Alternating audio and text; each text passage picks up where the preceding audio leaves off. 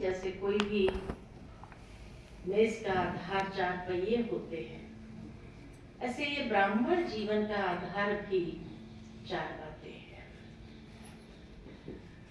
सबसे पहला आधार है निश्चय। कहा ही जाता है निश्चय बुद्धि विजयते। जब तक निश्चय नहीं है तब तक हम पढ़ नहीं सकते हैं, हम आगे बढ़ नहीं सकते हैं। और वो भी बाबा जैसे कहे कि चारों ही बातों में निश्चय होना चाहिए, स्वयं में, बाप में, फिर ड्रामा में और ईश्वरीय परिवार में। चारों ही बातों में निश्चय होना आवश्यक है। जितना ये निश्चय का फाउंडेशन मजबूत होगा उतना ही हमारा ब्राह्मण जीवन सशक्त रहेगा। लेकिन निश्चय किसको कहा जाता है? निश्चय किसको कहा जाता है? निश्चय माना जहां दुविधा न हो, ये है कि ऐसा है कि वैसा है। दूसरा ऑल्टरनेट नहीं होना चाहिए। निश्चय माना निश्चय, एक ही बात, उस पर दृढ़ रहना। फिर निश्चय माना कोई भी बात में तनाव नहीं हो सकता है। निश्चय बुद्धि को तनाव हो तो निश्चय क्या? निश्चय का फाउंडेशन हिल गया कहेंगे ना, तभी टेंशन हुआ, क्या होगा, कैसे होगा, क्या करेंगे, तो उसको निश्चय कहेंगे क्या? नहीं। निश्चय माना कि जहां पर कोई भी प्रकार का डर न हो, तनाव न हो और क्वेश्चन न हो, ये सही है या नहीं है, क्या है, क्वेश्चन मार्क नहीं है, तब कहेंगे कि हाँ निश्चय का फाउंडेशन मजबूत है। अगर छोटी छोटी बातों में भी भय महसूस हो रहा है, पता नहीं क्या होगा, अरे बाबा है ना, जब बाबा है तो मुझे भयभीत होने की आवश्यकता है। ड्रामा कल्याणकारी है तो भयभीत होने की जरूरत है? तो निश्चय मानना जहां दुविधा न हो, निश्चय माना जहां क्वेश्चन न हो, फुल स्टॉप। हर बात में कल्याण है, ये फुल स्टॉप। निश्चय माना टेंशन नहीं, बेफिक्र बादशाह। निश्चय माना कोई दुविधा ना हो, निश्चय माना कोई तनाव ना हो। टेंशन आया माना कहीं न कहीं बाबा के प्रति निश्चय की कमी है। तो ये ब्राह्मण जीवन का फाउंडेशन निश्चय बहुत मजबूत होना चाहिए। ये आज महसूस नहीं होगा, आने वाले समय में नहीं तो जीवन को हिला देगा। एक भी पहिया मजबूत न हो तो क्या होगा? हिल जाएगा। दूसरा आधार है ब्राह्मण जीवन का, जो बाबा हमेशा कहते, बच्चे तुम्हारे पवित्रता का फाउंडेशन मजबूत होना चाहिए। तो निश्चय एक फाउंडेशन है, दूसरा है पवित्रता का फाउंडेशन। क्योंकि जितना हमारा पवित्रता का फाउंडेशन मजबूत होगा, आने वाला समय इतना विकराल होगा कि अगर अंदर में ये पवित्रता की शक्ति मजबूत होगी तो कोई भी चीज हमें हिला नहीं सकती है।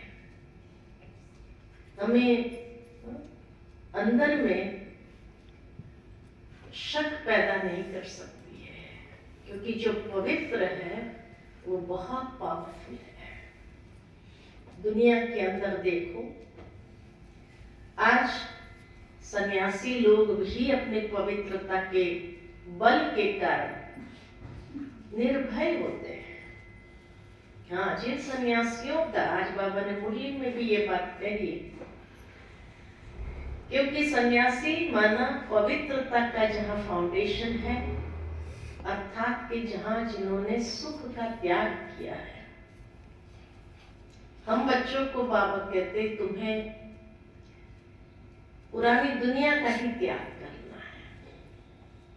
ऐसी पवित्रता हो हमारी मजबूत, जो कहां पर भी मन डूबे नहीं, जाए नहीं।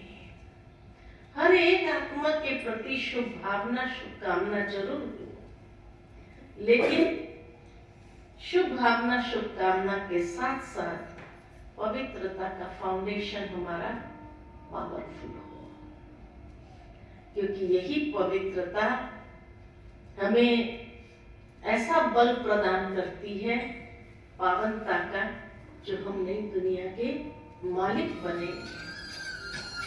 इसलिए आज बाबा ने भी कहा कि जहां पर भी धारणाओं में कमी होती है, पवित्रता की कमी हुई, तो बाकी सब गुण भी आ नहीं सकते हैं।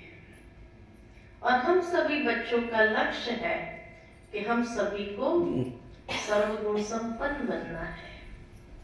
तो पवित्रता का गुण इतना पावरफुल हमारे अंदर हो, जो 2 युग तक उसी पवित्रता के बल से हमें चलना है। इसलिए कहा कि ब्राह्मण जीवन का फाउंडेशन पवित्रता है।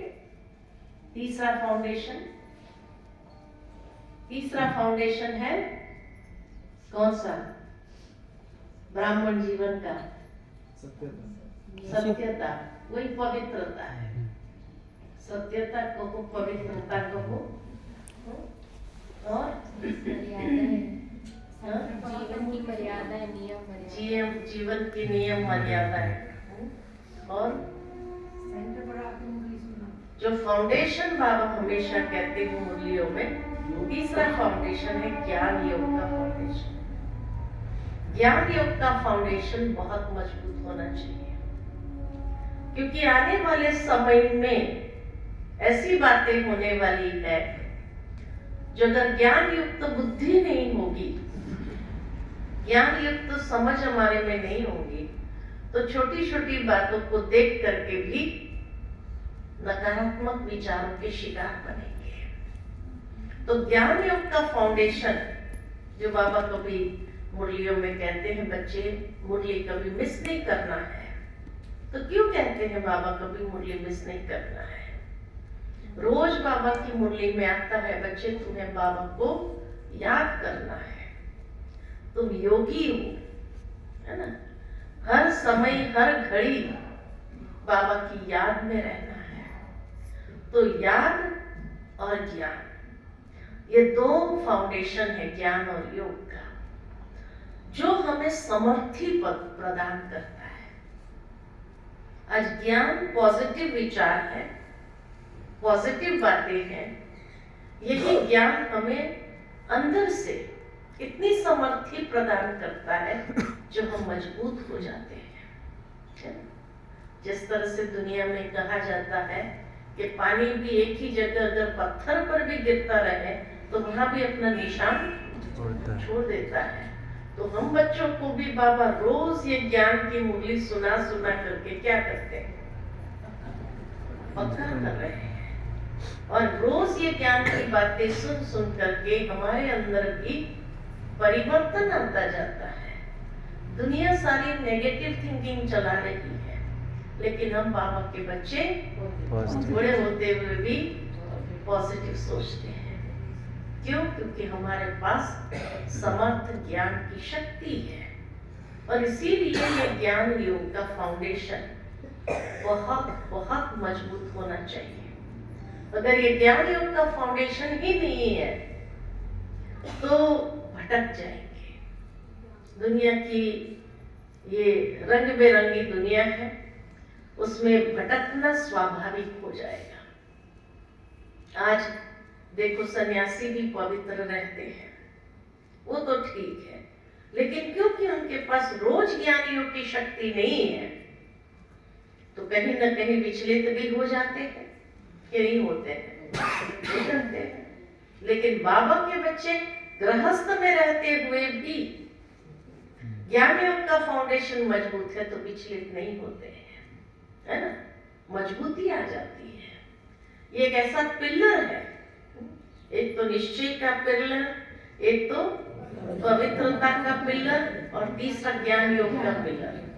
ये बहुत मजबूती हमें प्रदान करता है ब्राह्मण जीवन में। और चौथा पिलर है चौथा पिलर है भोजन, सात्विक भोजन और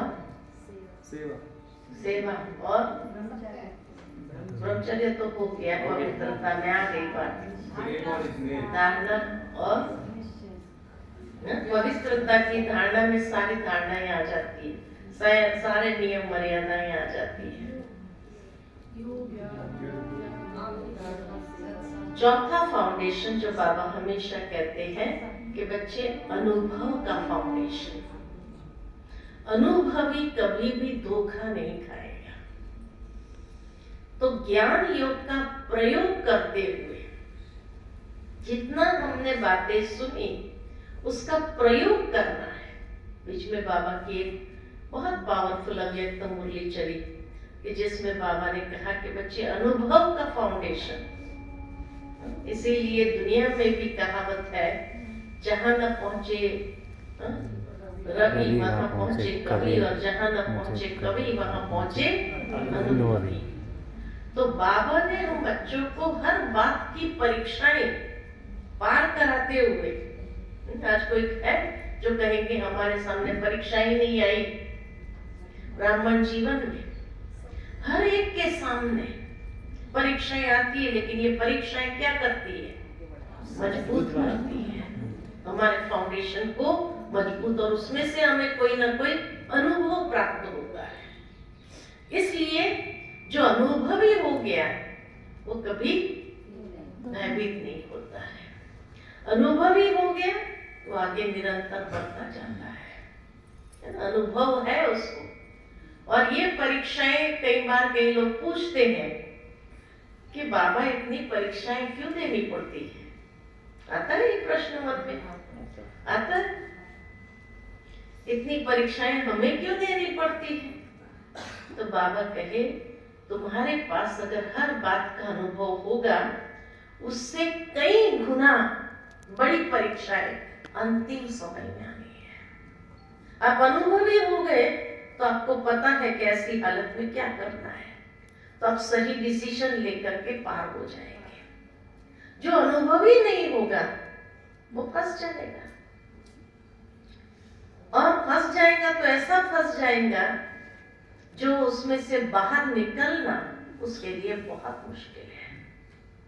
कई बाबा के बच्चे हमें कहते बाबा के बनने के बाद इतनी परीक्षा देनी पड़ती है, इसलिए तो भक्ति मार्ग ही अच्छा था, वहां कोई परीक्षा तो नहीं आती थी। ऐसा सोचते हैं? नहीं सोचते हैं। देखो परीक्षा कहाँ आती है, पढ़ाई में ही तो परीक्षा आएगी, है ना। आप स्कूल में जाएंगे, स्कूल में ही तो परीक्षा आएंगे ना। प्ले स्कूल में जाओगे तो वहां कोई बच्चों को परीक्षा देनी पड़ती है क्या? वहां तो खेल होता है।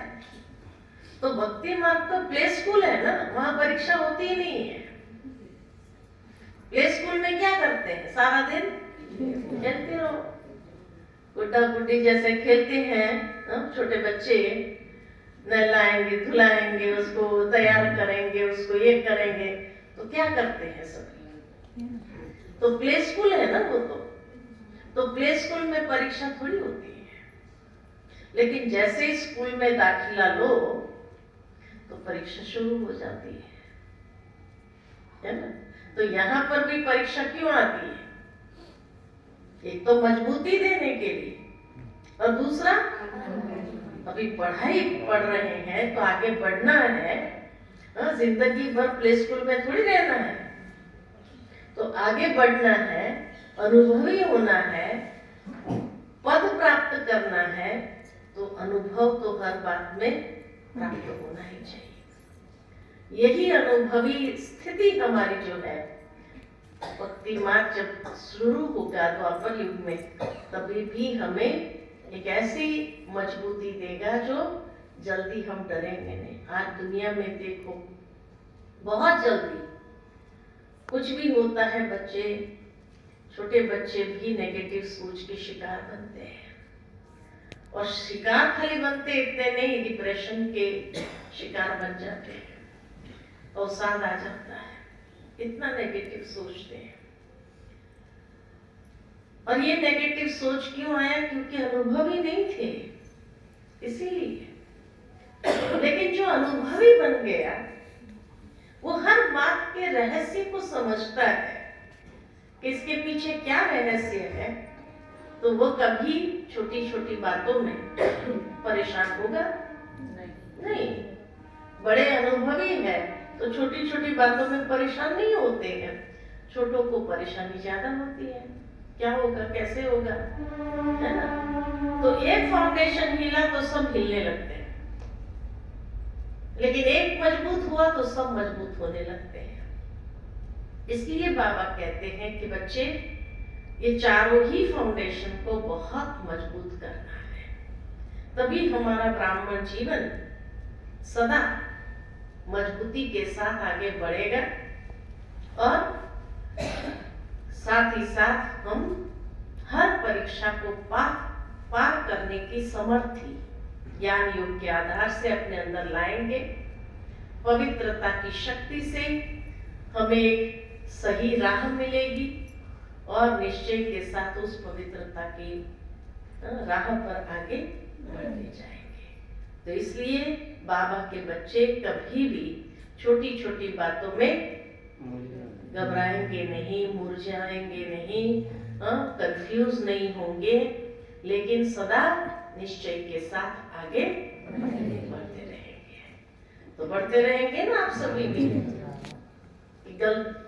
कुछ भी होगा तो भाई क्या हो गया, क्या हो गया, क्या हो गया होगा। इसीलिए देखो भगवत गीता में भी कहा ज्ञान योग, है ना, ज्ञान योग की फाउंडेशन को मजबूत करो। और फिर कहा अभ्यास करो बार बार। जितना अभ्यास करेंगे उसका उतना आपको शक्ति मिलती जाएगी। तो बाबा भी हम बच्चों को रोज कहते हैं कि जो मुरली में आपने सुना उसको अभ्यास में लाओ, उसको प्रैक्टिकल जीवन में लाओ। ये ज्ञान खाली सुनने के लिए नहीं है। आज बाबा ने यूज किया कथा।